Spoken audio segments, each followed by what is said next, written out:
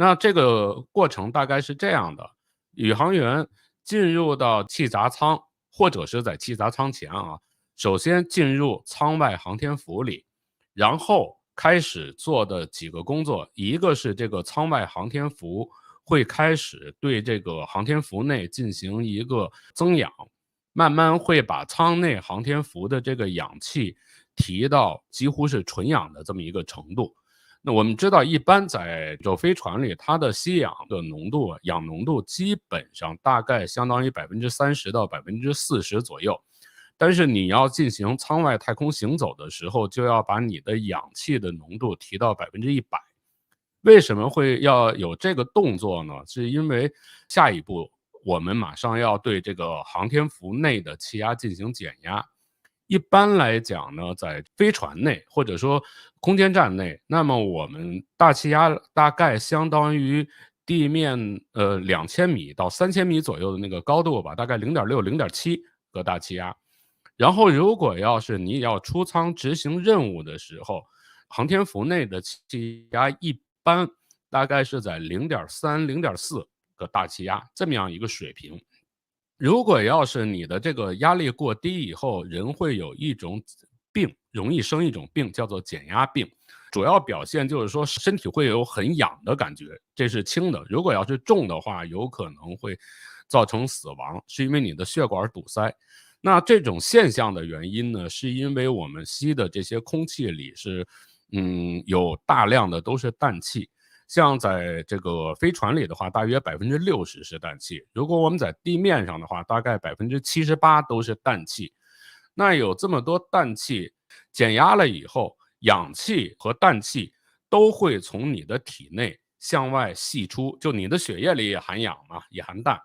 都会向外渗出。渗出的过程中，氧气不会对人产生什么影响，但是氮气的话，它会形成小气泡，渗出去的以后就会造成你皮肤，首先是轻度的就是瘙痒，如果要是重度的话，它堵在血管里的话，那就有可能造成死亡。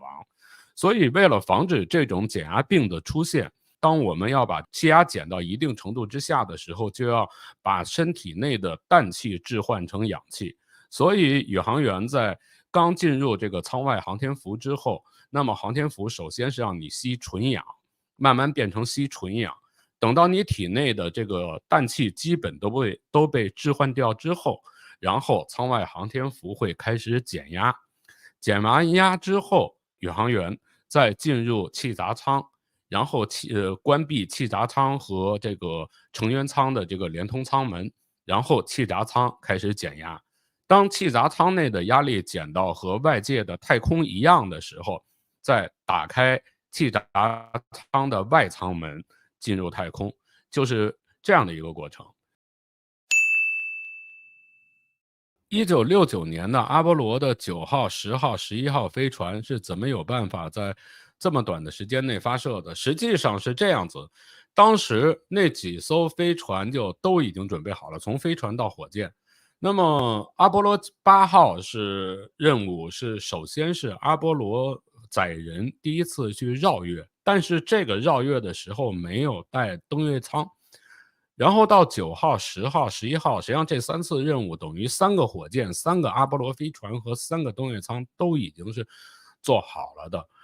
整个的这个发射场的这些准备也是准备相当于要准备好了，要去完成3套任务，在很短的时间内。所以在这种情况下，等于阿波罗9号发射出去，在地球轨道测试了登月舱和阿波罗飞船的对接之后，10号就开始带着登月舱去了月球轨道，进行了登月舱在月球轨道的和阿波罗飞船的对接，然后11号就可以登月了。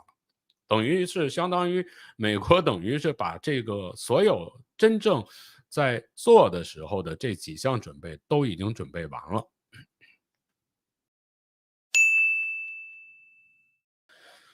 星舰5飞现在大家能够得到的信息，大概还是得到9月份吧。9月份大概会有星舰5飞的发射。5飞的飞行计划来讲的话，基本上飞行过程和4飞一样，就是从德州起飞。起飞之后呢，那么就超重和星舰飞船分离，超重返回。星舰飞船大概在将近1小时以后，大概落在澳大利亚西北部的这个印度洋上，这是大概的一个情况。然后五飞里面，实际上大家最关注的是几点呢？第一点呢是超重返回的时候，那么我们知道四飞超重呢是相当于做了一个分离之后做了一个像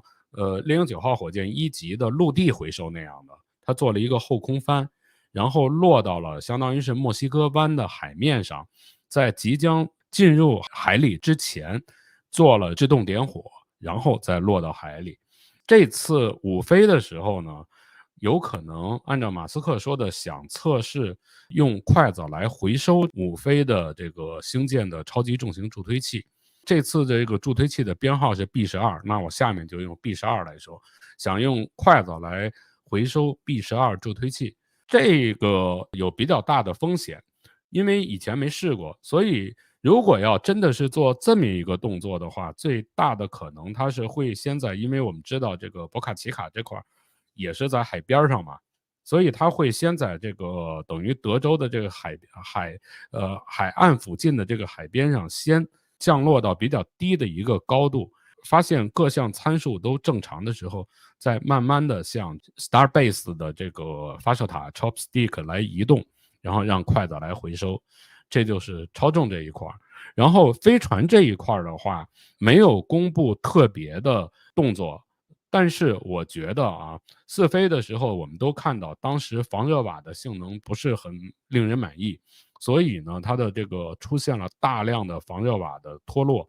然后呢，它的这个星舰飞船的这个舵面也出现了烧穿的现象。那这次我们看五飞的时候，主要看星舰在返回的时候，主要就是看它的这个防热了。回收的这种方式对舰体造成磨损的风险肯定是存在的，但是可以在设计上面采取一些相应的措施来使这个风险降到比较低的程度，就可接受的程度，这个是没有什么问题的。我可以通过很多种设计，比如我设计一个专门的这个成立件，你看到的是筷子夹住了超重，但实际上的它只是拖住了超重。它并没有就是来夹住超重，它只是先拖住超重。当然，它这个展开的这个宽度可能只比星舰，我们知道这个超重直径是9米嘛，我这个两个筷子臂可能是9.1米，但是我是拖住了它就够了。这样的话，这也是一个方式，而且可以，在上面加一些，比方说相应来讲比较柔性的一些结构。当然，这个柔性结构可能要面临一个问题是高温的问题，就是说你的这个落下来的时候，可能你最后的那个控制飞行姿态的火箭发动机还处于工作状态，它会产生一定的燃气流，来对你的这个柔性材料产生一定的影响，要怎么来解决？风险肯定存在，但是从技术上来讲呢，应该还是有一些解决措施的。然后刚才火箭夹住的地方有什么特殊的结构？我就说了，第一个在火箭上的话，它可能实际上是要设计一个相当于凸出来一块儿，一个凸环儿，然后到时候让它不是真正的夹，而是拖住它，这是一个。另外呢，是在这个筷子这个头部啊，它实际上它是会做两个小滑车，这样的话，这个滑车上面有这个柔性材料，这滑车可以在这个筷子上来回滑动，来适应你这个，如果你的这个超重稍稍往里了一点儿，往外了一点儿，那我这个小滑车可以准确的调过去，然后来实现。超重在接近筷子时不会把地面设备破坏吗？应该是不会的。像既然他们当时设计准备将来采用这种方案，那个筷子伸出的这个长度啊什么的，包括周围的这些设备的这个布置，就都会考虑到这些问题。就你等于你提前布置的时候，你就要考虑，我既然将来准备用筷子回收，所以我周围的设备都要躲开发动机啊什么可能产生的燃气流啊什么这些影响。当然，如果你要发生爆炸的话，那就不好说了，那就有可能会造成损坏了。筷子肯定不能拖星舰的舵面，舵面是承受不了这种这个方向的力的。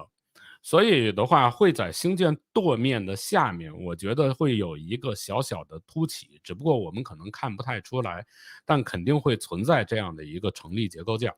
肯定会有这样的一个成立件儿的存在。就是到时候看有没有更详细的局部的视图，如果能够找到那样的视图，可能就更好来讲解。